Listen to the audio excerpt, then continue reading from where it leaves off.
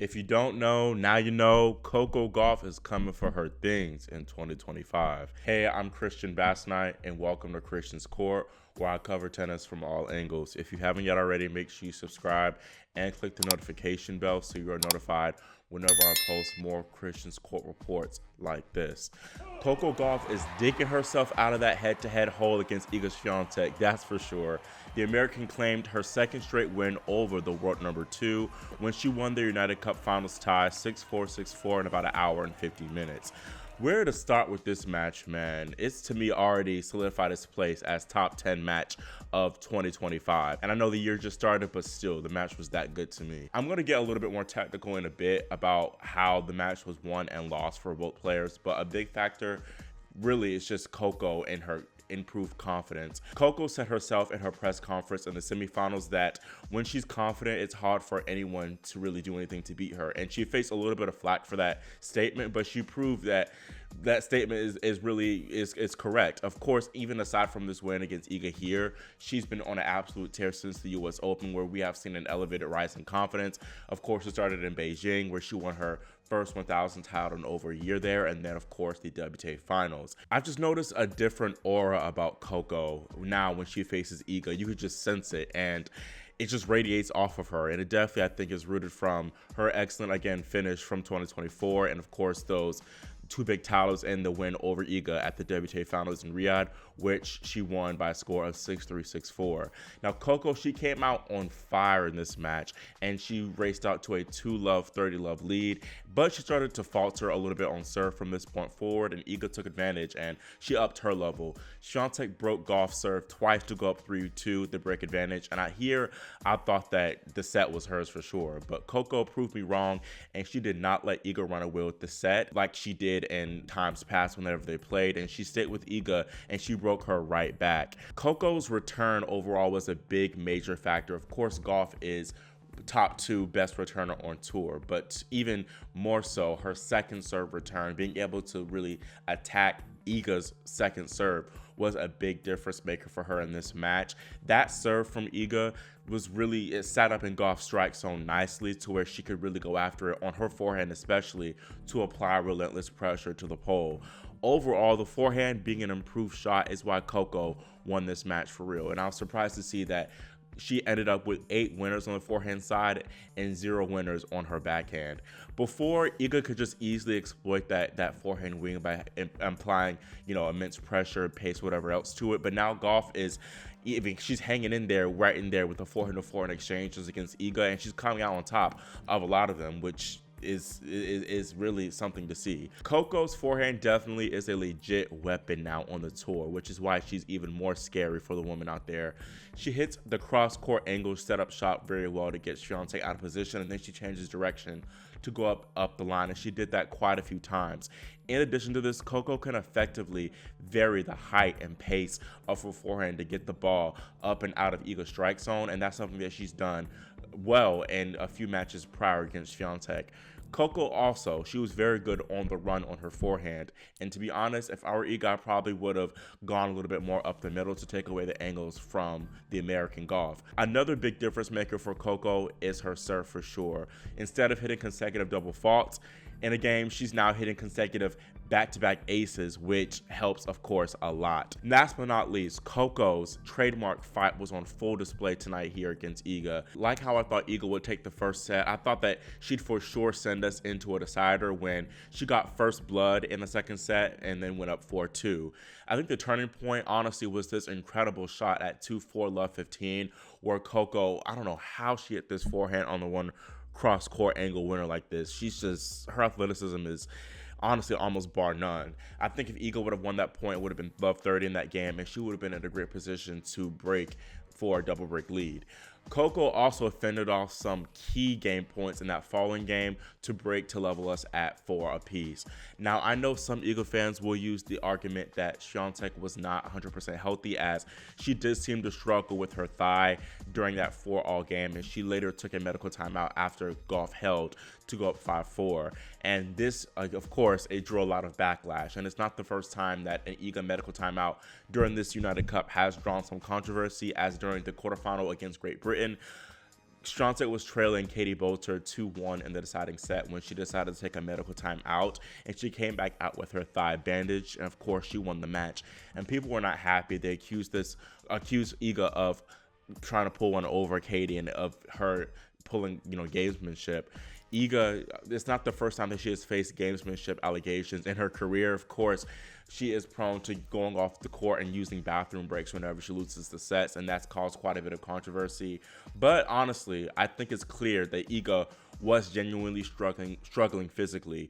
Even the commentators, and I even noticed in that 4-all game that she was just laboring on her returns, and she wasn't able to kind of use her body weight as much, and she was just kind of flailing at the ball sometimes. So I definitely think that she was not 100% towards the end of the match, but that's to take nothing away from Coco. She was the better player here, and she definitely deserved the win. I don't know if I'd call it gamesmanship for Iga to take a medical timeout. I mean, it's of course is well within the rules, and if she's not feeling well and she wants to win, why not take it? Why would she be afraid of public perception? Oh, I don't want to be perceived as a quote unquote cheater or this like that. I'm just going to suffer. Come on now. That's not smart. The Australian Open also is coming up next week, and she's going to try to want to win this match. So I honestly have no issue with Iga taking the medical timeout when she did it. Now, I know Danielle Collins, though, probably has some things to say about Swiatek's medical timeout on the bench. Of course, she let the poll have it during their Olympics quarterfinal for, quote, not being sincere. And today, she also gave a pretty salty handshake when Poland and Team USA shook hands before the matches. Still, I love Danielle, but I just don't get why she doesn't like Iga, why she has this thing against her. It's something. It's a little bit reminiscent of the hero center one-sided beef, a little bit. To be honest, Iga right now, she does have the last laugh because even though she lost this match, Danielle hasn't won a single singles match since that whole Olympics moment. So anyways, Coco, of course, she finished the match. She broke Iga's serve after Iga served a double fault, and there was some think pieces that ensued. Of course, first Coco doing the shovel celebration. People thought that was inappropriate and arrogant, and then when the pair shook hands, people thought that Iga was a bad sport and gave a salty handshake. I think these are just non-issues. People just love to talk, and I don't really have a problem with both Coco's celebration and Iga being a little bit salty about losing. It's sport. It's great for the sport, honestly. And I think that people sometimes, they just want things to talk about, which is okay, I guess. But at some parts, it just gets a little bit, jobless. Like, come on, y'all. Now, anyways, that aside, what a match, y'all. Even though it was straight sets, I think right now that is the match of the year for me, at least on the women's side. This has the potential, Iga against Coco, to be one of the most exciting rivalries in women's tennis, point blank. The athleticism, of course, from both women is off the charts, and these two are definitively the two best movers on the tour. We witnessed so many incredible gets from these two. Like I was awe-inspired by some of the points we saw out there. People said that Iga played poorly in this match, especially because Coco hit 0 winners from the forehand or backhand wing in the first set, but Coco did make her opponent hit a lot of forced errors in that opener despite not hitting winners from the ground herself. Unlike the WTA finals where she notably played poorly, Iga played very well, I felt, in this match. I don't care what you say. I think Iga played a great match, but Coco simply played better, and it's a proof that she's improved so much. And yeah, I don't think it's going to be a Serena Sharapova head-to-head like many people thought. The head-to-head is now 3-11. Sharapova only won 2 matches against Serena, and now Coco has surpassed that. She's already won 3, so that's something. I just think that Coco, like I mentioned in the intro, she's going to be coming for her things in 2025. I had her being my year-end world number 1, and she's making me look very good right now. You can tell Coco had a really good offseason, and she's going to be coming into the Australian Open high on confidence after getting these wins over not only Iga, but Muchova, Leylah Fernandez, Donna Vekic, even Auntie Shuai Zhang. Like, she's I think the woman to beat right now, honestly. Of course, in addition to Sabalenka, she's now 5-0 on the season, and she has not yet dropped a set, which is, yeah, that shows you how well Coco is playing right now. Now, on the flip side with Iga, again, I don't think she played poorly, but I do think that she simply puts too much pressure on herself whenever she competes for her country. There's always seems to be tears. It's not funny, but like, there's just always there's always some tears with her whenever she competes for her country. And I noticed even before the match ended, like during the second set when things like were still relatively in her favor, she was crying. Like she was in stress and distress. She was hitting on herself like her last name was Rublev. It was a bit much. I think she needs to just get a monkey off her back and win something for her country in terms of a team title or of course like an individual title like the Olympics, because again, the stress and the emotions and the stuff, it was just a lot. Now, unfortunately for Swiatek, Poland did indeed lose its second consecutive United Cup final after Taylor Fritz outlasted Hubie Hurkacz 6-4, 5-7, 7-6 in the men's singles tie. This is the United States' second United Cup title after they won it in 2022, and Gauff was rightfully named the United Cup MVP. Moving away from the United Cup, the most disappointing news of the night was definitely Naomi Osaka being forced to retire during her Auckland final, the ASB Classic, against Clara Tauson, despite winning the first set 6-4. Osaka was competing in her first tour final since the 2022 Miami Open, and she was going to be gunning for her first title since the 2021 Australian Open. And Naomi, she looked like she was going to be winning that title as she came out guns a-blazing to start off the match, and it was by far her best form of the week. Her serve was on fire and she was overpowering even the big hitting Tauson. She also moved very well, and I thought that the title was again hers, especially after she raced out to that 5-1 lead.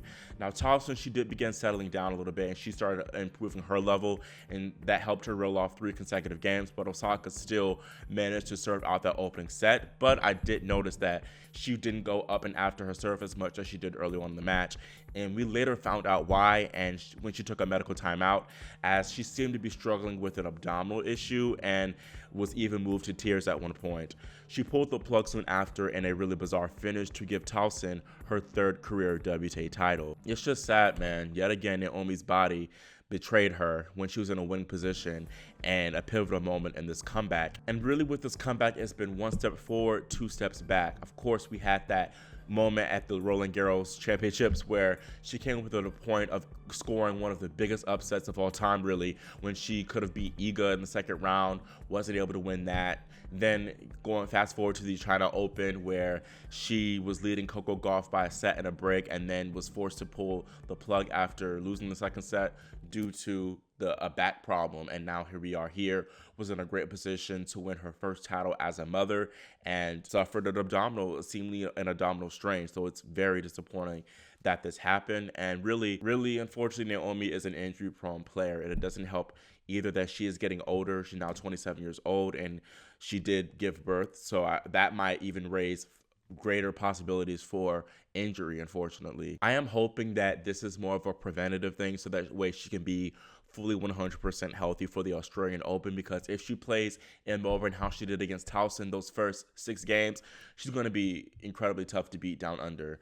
Now, I did see some people saying that Tauson didn't deserve the title and that she should have given the trophy to Naomi, which is very wild in my opinion. Like, of course, it's not the way you want to win a title, but Tauson fought hard to make the final in itself. She had to save a match point against Sophia Kenin early in the tournament, and she got a great win over the top seed Madison Keys in the quarterfinals. There's also a chance that she could have fought back and won this match anyways too, even if Naomi wasn't injured. So got to give congratulations to her on an incredible week for her, and she is a talented player who I felt should have had more big results like this. Honestly though, I got to be honest, I'm disappointed that Naomi did not give us that perfect storyline of her winning her first title as a mom at Auckland like Serena did 5 years ago, but that's life, I guess.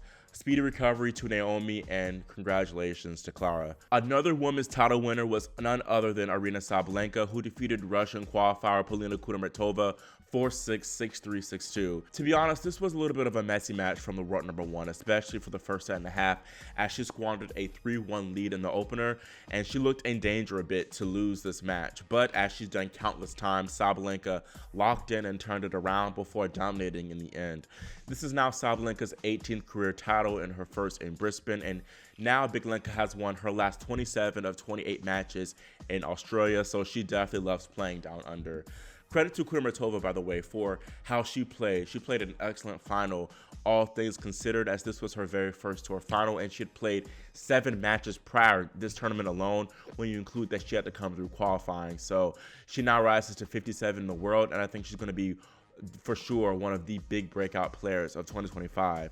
And I think that she'll finish for sure at least 30 in the world by the year's end. Now, the question of the day, and I want y'all to answer in the comments, who do y'all think is the Australian Open title favorite? I think it's between, you can include Iga as well, but to me, it's between two clear favorites, and that's Coco Gauff and Aryna Sabalenka.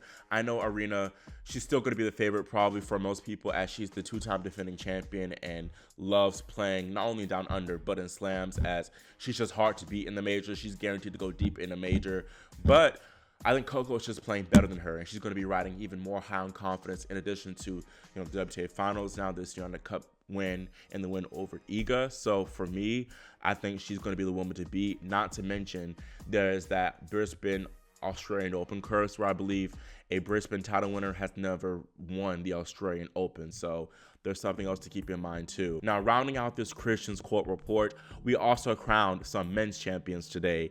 Yuri Lehechka claimed his second tour title after big serving American Rally Opelka retired down 1-4 in the final. In Hong Kong, Kei Nishikori was denied his first title in 6 years after falling to France's Alexandra Mueller 2-6, 6-1, 6-3. This is Mueller's first ATP Tour title, so congrats to him. Now, that's it for this Christian's Court report, and let me know your thoughts on that epic Iga Coco match. Do you think that it was your match of the year thus far? If not, what was your match of the year thus far in 2025? Also, who do you think will end with the head-to-head advantage in 2025 alone? Right now, Coco has it 1-0. I'm not talking about the overall head-to-head. Coco's not going to turn that around in just this year alone. It would be a tough ask for her to win 9 matches straight against Iga, but you never know. Anyways, also let me know your thoughts on, the drama from Iga's medical timeout, Coco's celebration, Iga's handshake, and then Danielle. And then 2, do you think that we will see Naomi Osaka healthy and 100% in Melbourne? Again, leave your comments, thoughts in the comment section below, and subscribe and click the notification bell so you're notified whenever I post more upcoming content like this. Thank you all so much for watching and for your support, and I'll see you all next time here on Christian's Court.